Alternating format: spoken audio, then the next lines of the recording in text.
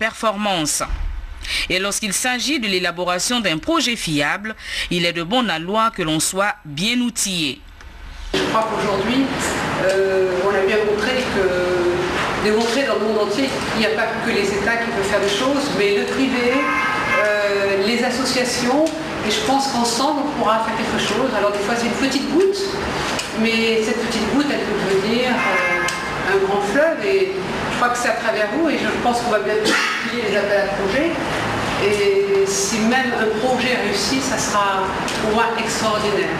En tout cas, je vous remercie d'avoir bien voulu participer à cette formation. J'espère qu'il y en aura d'autres.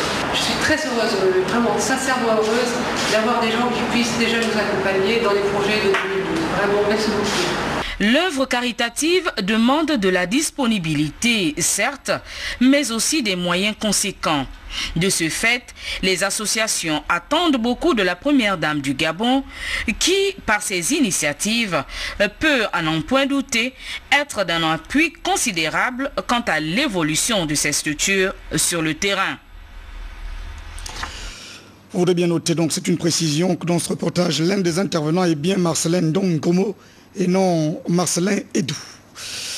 Après l'atterrissage raté d'un aéronef de la nationale à l'aéroport de Port-Gentil dans la capitale économique, la rédaction de la première chaîne de télévision tente de comprendre ce qui s'est réellement passé.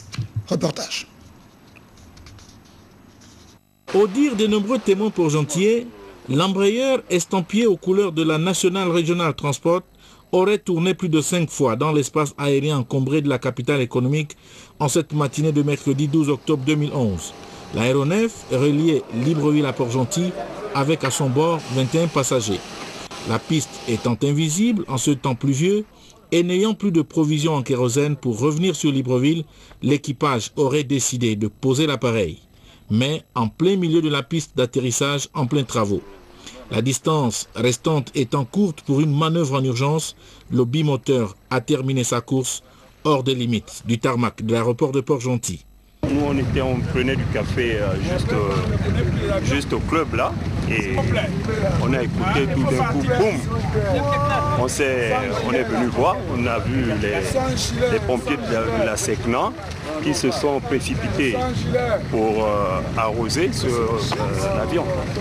L'impact au sol ayant été d'ampleur, l'appareil a commencé à prendre feu et les deux moteurs endommagés. L'embrasement sera évité de justesse grâce à la promptitude des soldats du feu de la SECNA Port-Gentil. Plus de peur que de mal, 5 blessés ont été enregistrés et les dégâts matériels très importants. Une enquête a été ouverte pour déterminer les causes réelles de cet accident d'avion. Toujours dans ce journal, en bref, un mot d'économie. La résidence hôtelière du Phare à l'entrée de la Sablière à Libreville abrite à l'instant même la première rencontre entre la Caisse des dépôts et de consignation dirigée par Alain Ditona et ses partenaires, notamment les gestionnaires des fonds publics. Nous y reviendrons demain.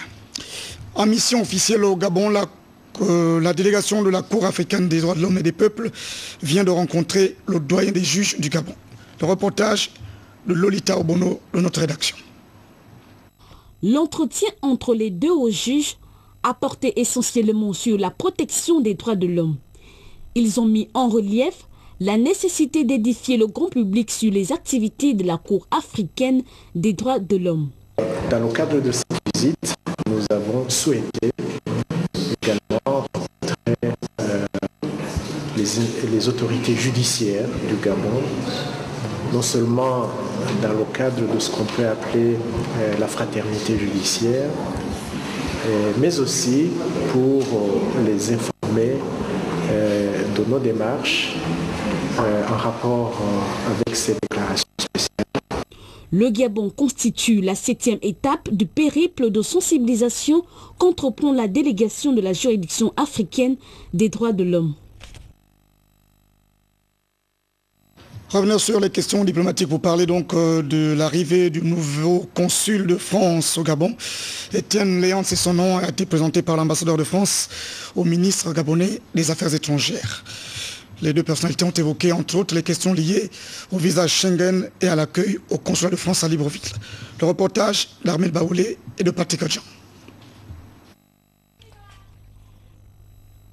Comment le nouveau consul général de la France s'y prendra-t-il pour gérer au mieux la difficile question de l'octroi des visas entre Libreville et Paris, autant les récriminations sont nombreuses? Où en est-on dans la mise en œuvre de l'accord de gestion concerté des flux migratoires signé en 2008 entre la France et le Gabon? Voici toutes les questions débattues par le ministre gabonais des Affaires étrangères, Paul Tungui, et l'ambassadeur de France au Gabon, Étienne Léandre. Vous savez, les conditions de délivrance, elles sont déjà excellentes. On a quasiment un très faible taux de refus. Nous avons beaucoup amélioré, et l'équipe précédente y a beaucoup contribué, la multiplication du nombre de délivrances de visas de circulation. De 1 an, 2 ans, 3 ans pour les personnes qui vont fréquemment en France et qui n'offrent bien sûr aucun souci dans les rapports franco-gabonais. Les conditions d'accueil, nous avons mis en place un circuit VIP avec un grand nombre d'autorités, de ministères gabonais pour leur permettre un accueil plus personnalisé. Nous faisons le même travail avec le ministère des Affaires étrangères parce que nous n'avions pas encore tout bouclé cette question. Et concernant les conditions d'accueil de tous citoyens, de tous vos compatriotes qui s'adressaient au service des visas, nous avons demandé des crédits à Paris pour améliorer le climat, l'ambiance, pour que vos compatriotes soient accueillis dans d'excellentes conditions.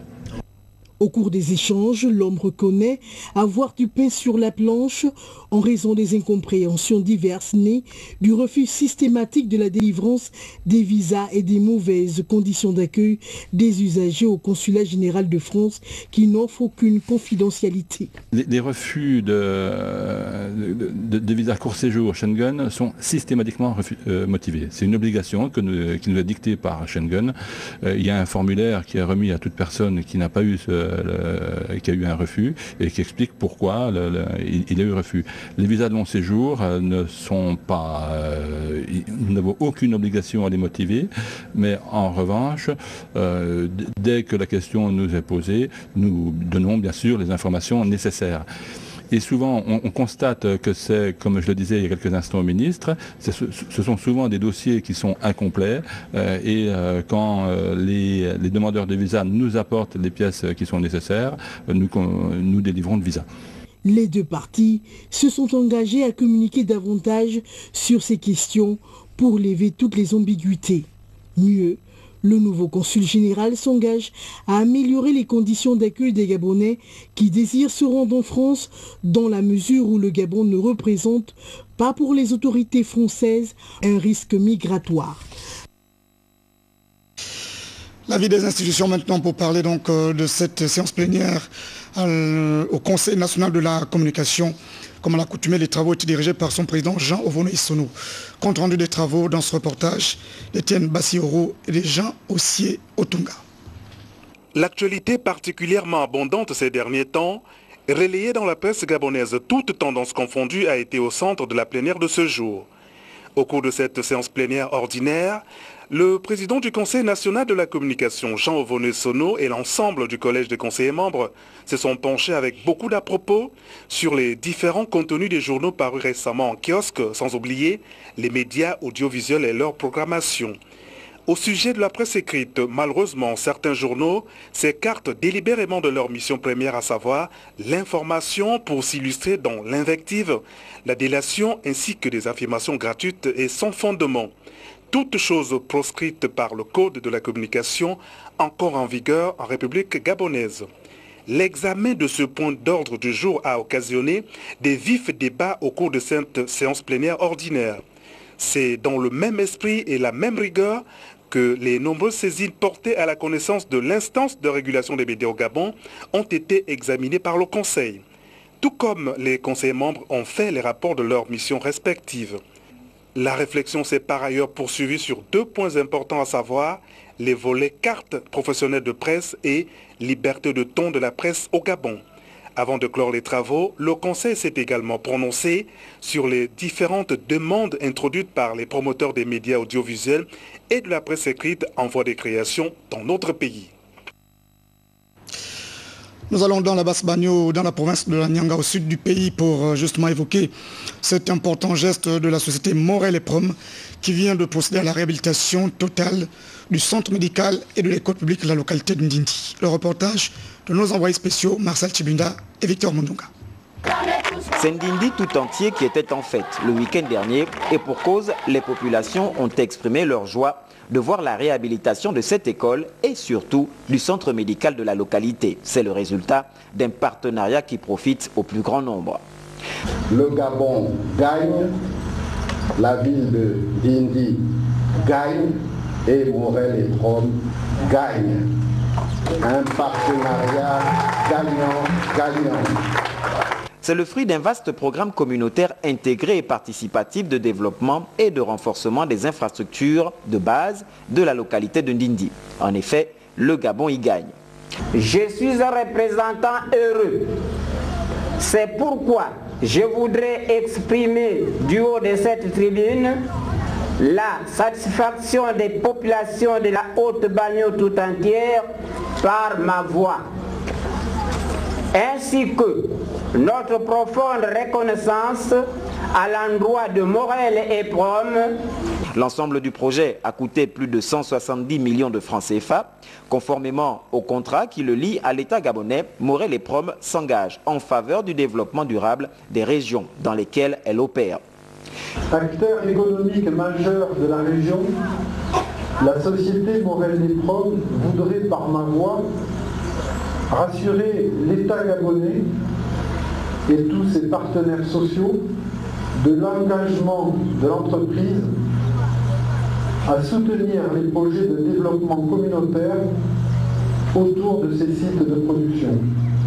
Voilà qui a l'avantage en tout cas de s'inscrire dans le droit fil de la politique émergente du chef de l'État qui a abattu en 2 ans un travail herculéen qui laisse le doyen de la localité ému mais pas sans voix. Le président Ali Bongo, à peine 2 ans à la tête de notre pays, fait ce que je peux dire ici, par manque de mots. Il fait des miracles. À l'instar de Morel et Prom, vivement que toutes les grandes sociétés de la place respectent leurs engagements. Le centre médical de Ndindi réhabilité pourra assurer la survie des populations malades. L'événement a vu la présence du délégué à la santé et de plusieurs responsables du monde des affaires. Revenons à Libreville, demain à 10h, place de Rio. C'est une place mythique pour les rencontres politiques. Eh bien, les partis de la majorité, en tête desquels le PDG, organisent un grand meeting républicain en prévision donc de la tournée républicaine du chef de l'État. L'appel à la mobilisation des militants a été lancé ce matin par le secrétaire général adjoint et porte-parole du Parti démocratique gabonais, Charles Mvé. On l'écoute.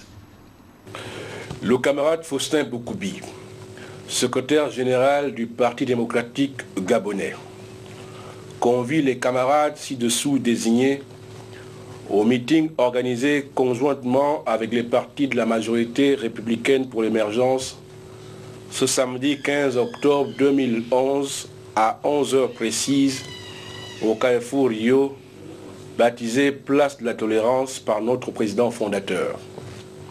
Il s'agit les membres du bureau politique, les conseillers du distingué camarade président, les membres des bureaux nationaux UFPDG et UJPDG, les membres du Conseil national, les membres du comité central, les bureaux des fédérations, des sections et des comités, les parlementaires membres des groupes PDG au Sénat et à l'Assemblée nationale, les élus locaux présents à Libreville, les secrétaires d'arrondissement PDG, les groupes sociaux culturels du PDG, ainsi que toutes les militantes et militants de Libreville et ses environs. La présence de tous est de rigueur. Le secrétaire général Faustin Boukoubi présente d'ores et déjà ses sincères excuses pour le désagrément que va occasionner cette importante manifestation aux usagers du Carrefour Rio. Au nombre des militants attendus, place de Rio demain à 10h, il y a bien sûr les jeunes du Parti démocratique gabonais. Et nous recevons justement le délégué national de l'UJPDG, Justin Mikwanza Tonda. Bonsoir. Bonsoir. Quel est l'invite que vous faites aux jeunes? À la suite de ce message lancé par le porte-parole du Parti démocratique gabonais, le camarade Charles Mbé, je voudrais solennellement inviter les jeunes du Parti démocratique gabonais et notamment ceux de la majorité présidentielle à venir massivement